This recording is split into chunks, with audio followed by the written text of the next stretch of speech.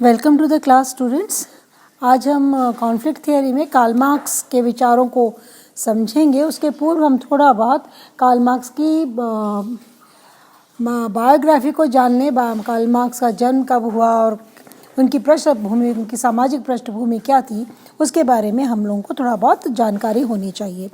थोड़ी बहुत जानकारी तो आप लोगों के पास में थर्ड ईयर के विद्यार्थी के रूप में आप लोगों ने जब सोशल थिंकर पढ़ा था तो आपको पूरा बायोग्राफिकल स्केच आपके टीचर्स ने थर्ड ईयर में पढ़ाया होगा। फिर भी यहाँ पर थोड़ा सा रिवीजन करते हुए मैं आपको कार्ल मार्क्स का बायोग्राफिकल स्केच दे देती हूँ। कार्ल मार्क्स का पीरियड है 1818 टू 1883। और मार्क्स के बारे में जब हम बात करते हैं, अगर हम इसकी आइडियोलॉजी के बारे में बात करते हैं तो मैं आपसे कहना चाहूँगी, कार्ल मार्क्स ने अपने कृतियों को लिखना जब प्रारंभ किया था उसके पूर्व भी मार्क्स के जो विचार हैं वो समाज के अंदर उपस्थित थे, लेकिन कार्ल मार्क्स ने उनको एक अलग तरीके से प्रस्तुत किया है जिसकी हम चर्चा करेंगे। कार्ल मार्क्स का जन्म 1818 में हुआ और ये एक विद्यार्थी के रूप में हीगल के प्रभाव में आए और हीगल के प्रभाव के साथ साथ ये ब्रूनो बेयर, रूग और फायरबाख के प्रभाव में भी आए। जब ये बर्लिन यूनिवर्सिटी में पढ़ने गए तो वहाँ पर ये हीगल से बहुत अधिक प्रभावित थे और वह एक ऐसा समय था जब विश्वविद्यालय के अधिकांशतः विद्यार्थी हीगल की विचारधारा से बहुत ज़्यादा प्रभावित थे और उनको यंग हेगेलियन कहकर संबोधित किया जाता था और कार्ल मार्क्स भी यंग हेगेलियन के रूप में ही जाने जाते थे। लेकिन मार्क्स ने धीरे धीरे जब उन्होंने अपना बौद्धिक विकास किया तो उन्होंने हेगेलियनिज्म जो था उसका विश्लेषण जो है एक अलग तरीके से किया। He had analysed Hegel in a very militant aesthetic form और उन्होंने हीगल के बारे में, मैंने आपसे पूर्व में भी कहा कि बाद में उन्होंने ये कहा कि हीगल अपने सर के बल पर खड़ा था, मैंने उनको अपने पैरों के बल पर खड़ा किया है। तो इस प्रकार से लेकिन द्वंद्ववाद का जो की अवधारणा है कार्ल मार्क्स के पूर्व भी बौद्धिक जगत में उपलब्ध थी और हीगल ने इसके बारे में विस्तार से चर्चा भी की है।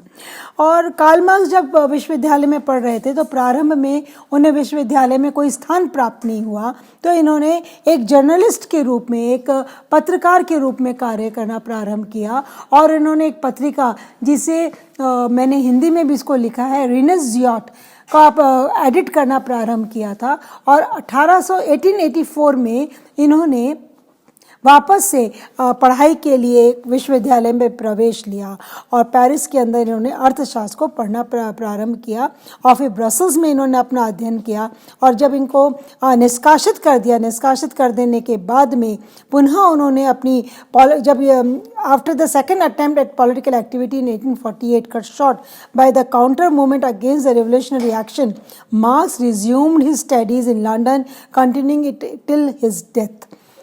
आपने देखा होगा केवल मार्क्स को ही नहीं, समय समय पर अनेक विचारकों को उनके देश से उनको निष्कासित किया जाता रहा है उनके क्रांतिकारी विचारों के कारण, और कार्ल मार्क्स इससे कोई अपवाद नहीं थे। कार्ल मार्क्स जब अपनी राजनीतिक गतिविधियों के कारण 1848 के अंदर जब उनको निष्कासित कर दिया गया, उसके बाद कार्ल मार्क्स ने लंदन में रहकर अपना अध्ययन प्रारंभ किया और जीवन पर्यंत वो वहीं अपना अध्ययन करते रहे। मार्क्स के जीवन में एक बहुत ही महत्वपूर्ण व्यक्ति आता है जिसको हम फ्रेडरिक एंजल्स के नाम से जानते हैं और इंटेलेक्चुअल वर्ल्ड में आज भी मार्क्स और एंजल्स की जैसी दोस्ती की कहीं हमें दिखाई नहीं देती है और आज भी उनकी दोस्ती को एक गर्व के रूप में, एक रोल मॉडल के रूप में देखा जाता है। मार्क्स और एंजल्स की ये दोस्ती जीवन पर्यंत चली है और ये मार्क्स से सबसे करीब केवल मित्र ही नहीं थे, ये कार्ल मार्क्स को समय समय पर स्पॉन्सर भी करते रहे हैं, उनकी सहायता भी करते रहे हैं, उनकी किताब के प्रकाशन में उनका बहुत सहयोग दिया, उनकी मृत्यु के बाद बहुत सारी किताबें प्रकाशित की। और एंजल्स जो हैं एक बहुत धनी परिवार से आते थे और इनका प्रॉस्परस कॉमर्शियल फैमिली थी, चाहे उनके पास धन का किसी प्रकार का कोई अभाव नहीं था। In 1842, he left Germany to take a position with a firm in Manchester, England, and he acquired a knowledge of laissez-faire economics. ये अच्छा, एक और महत्वपूर्ण बात है, एंजल्स केवल कार्ल मार्क्स को आर्थिक रूप से संबल नहीं दे रहे थे, फ्रेडरिक एंजल्स स्वयं भी बौद्धिक उनकी बौद्धिकता में उनकी बहुत रुचि थी। इंटेलेक्चुअल एक्टिविटीज़ में फ्रेडरिक एंजल्स बहुत ज़्यादा एक्टिव थे। उन्होंने अर्थव्यवस्था को बहुत करीब से देखा था, इसलिए वो कार्ल मार्क्स के विचारों को समझने की क्षमता भी रखते थे। और कार्ल मार्क्स की और एंजल्स की जो दोस्ती है, पेरिस में जब ये मिले थे 1844 में, उससे में प्रारंभ होती है जो मार्क्स की मृत्यु तक चलती है। वैसे तो ये 1842 में पहले भी मिले थे, लेकिन 44 में मिलने के बाद में जीवन पर्यंत इनकी दोस्ती रही और एंजल्स ने उसका निर्वहन किया। 1849 में एंजल्स ने मार्क्स के साथ में रिपब्लिक इंसर्केशन इन बेदिन जो हुआ था, जो राजनीतिक रिवोल्यूशन हुए थे, उसके अंदर इन्होंने भाग लिया था। और इस प्रकार से हम देखते हैं कि मार्क्स की जो दास कैपिटल नामक पुस्तक आई थी 1850 में, उसके अंदर भी एंजल्स ने अपना बहुत अधिक सहयोग दिया था। तो एंजल्स जो हैं मार्क्स की कृतियों में बहुत महत्वपूर्ण भूमिका निभाते हैं, उसके प्रकाशन में और उसके साथ साथ उनके साथ में इंटेलेक्चुअल डिस्कशंस के अंदर उनकी बहुत महत्वपूर्ण भूमिका रही है। मार्क्स की जब हम बात करते हैं, marks theories becomes increasingly well known and influential specially outside England. काल कहने को दिया तले अंधेरा होता है, वही स्थिति मार्क्स की थी। चूँकि मार्क्स जीवन पर्यंत लंदन में रहे, इंग्लैंड में रहे, तो मार्क्स के का जो सिद्धांत थे मार्क्स, वो दिनों दिन बहुत अधिक पूरे विश्व में प्रसिद्ध होते गए। इंग्लैंड के अलावा, इंग्लैंड में वो इतने प्रचलित नहीं हुए, इंग्लैंड के बाहर वो बहुत अधिक प्रचलित हुए।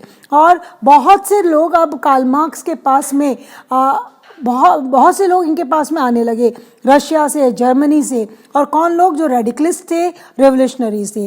रेडिकलिस्ट वे लोग होते हैं जो स्टेटस को के अगेंस्ट होते हैं, जो यथास्थिति का विरोध करते हैं। केवल विरोध करने के लिए विरोध नहीं, वो पूंजीवाद से परेशान होकर, शोषित होकर, वो लोग जब ये अनुभव करते हैं समाज को परिवर्तन की आवश्यकता है, तो रेडिकलिस्ट उस परिवर्तन की चर्चा करते हैं। तो कार्ल मार्क्स के पास में समय समय पर रशिया से, जर्मनी से रेडिकल्स और रेवोल्यूशनरीज आए, क्रांतिकारी, और वो उनसे चर्चा करते और उनसे पूछते कि इस विषय के अंदर कैसे कार्य किया जा सकता है। उसका परिणाम ये हुआ, पूरे विश्व के अंदर कम्युनिस्ट पार्टीज का निर्माण होने लगा। तो इस प्रकार मार्क्स इतने महत्वपूर्ण हो गए कि लोग अब उनके पूरे विश्व के अंदर उनके विचारों का प्रचार प्रसार होने लगा। अगर आप देखें तो कार्ल मार्क्स मात्र एक ऐसे सामाजिक विचारक हैं जिनके नाम से कोई विचारधारा जानी जाती है।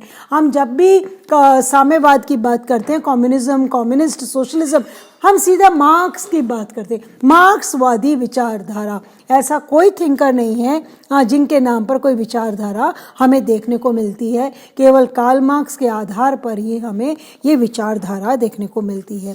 कार्ल मार्क्स के विचारों की जब हम चर्चा करते हैं तो इसके महत्वपूर्ण कुछ विचार हैं। इनके इकोनॉमिक बेसिस सोशल ऑर्गेनाइजेशन, इस पर इन्होंने बहुत ज़्यादा चर्चा की है। सामाजिक संगठन का आर्थिक आधार, the classes and class conflict that arise around economic interest, आर्थिक अभिरुचि के इर्द गिर्द वर्ग और वर्ग संघर्ष की उत्पत्ति, the importance of ideology in both maintaining and understanding a social order, सामाजिक व्यवस्था को बनाए रखने एवं कमजोर करने में विचारधारा का महत्व। इन्हीं के इर्द गिर्द हमें कार्ल मार्क्स के विचार दिखाई देते हैं। तो ये संक्षेप में मैंने आपको कार्ल मार्क्स का परिचय दिया है कि कार्ल मार्क्स वास्तव में उनका क्या कंट्रीब्यूशन रहा है, कार्ल मार्क्स किन किन लोगों से प्रभावित रहे हैं, कार्ल मार्क्स के जीवन में किस व्यक्ति ने क्या भूमिका का निर्वहन किया है, इसकी चर्चा मैंने संक्षेप में आपके साथ में की है। और आपको ये भी मालूम होना चाहिए कि कार्ल मार्क्स एक बहुत गरीब परिवार से आते थे और ज्यू थे। तो कार्ल मार्क्स ने अपने जीवन में बहुत संघर्ष देखे थे और उन संघर्षों को उन्होंने अपने बौद्धिक, अपने इंटेलेक्चुअल राइटिंग्स में उस संघर्ष का सदुपयोग किया। वो अपने संघर्ष से पीड़ित नहीं हुए, वो अपने संघर्ष को लेकर काम करना उन्होंने बंद नहीं किया, बल्कि उस संघर्ष से उन्होंने ऊर्जा ली और उस ऊर्जा से प्रेरित होकर ही आपने Das Kapital, communist manifesto, Holi family, the poverty of philosophy, German ideology जैसे इतनी महत्वपूर्ण महान ग्रंथ इन्होंने लिखे हैं कि आज भी वह आज के हमारे समाज के लिए, मानव समाज के लिए एक महत्वपूर्ण कृतियों के रूप में जाने जाते हैं।